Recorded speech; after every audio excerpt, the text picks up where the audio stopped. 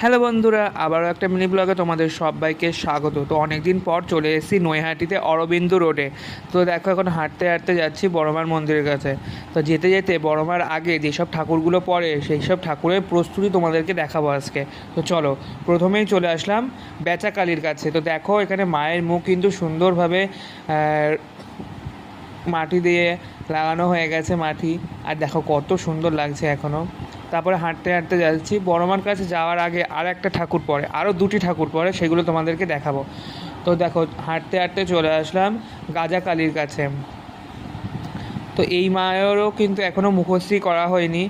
আর দেখো এখানে কিন্তু এখন মাটির কাজ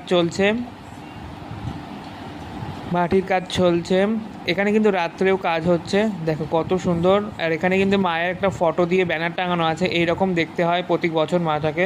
এই যে এই মা দেখো। তারপরে হাঁটতে হাঁটতে চলে আসলাম আমাদের নৈহাটি বড়মার কাছে। বড়মার মাটির কাজ পুরো প্রায় কমপ্লিট। মায়ের মুখও বসানো হয়ে গেছে, এইদিকে মাটি লেপা হয়ে গেছে। দেখো এখনও কিন্তু রাত্রে কাজ হয় বলে এইগুলো লাগিয়ে রেখেছে। তারপরে চলে আসলাম মায়ের মন্দিরে। এই মায়ের মন্দিরে এখানে আসলে একটা লেখা আমার খুবই ভালো লাগে। এখানে দেখো লেখা আছে, ধর্ম হোক যার যার, বড়মা সবার। আর এখানে দেখো কত সুন্দর সুন্দর বড়মার ফটো আছে, দেখতে তো খুবই সুন্দর লাগছে। তারপর আমি গেছিলাম একটু বইপত্র কিনতে, সামনে যেতে হচ্ছে 4th সেমিস্টার। আসার সময় এগুলো কিনে এনেছি। এইগুলো দিয়ে আজকে সন্ধ্যে টিফিনটা শেষ করলাম। মিনি ব্লগটা ভালো লাগলে অবশ্যই লাইক করে দিও।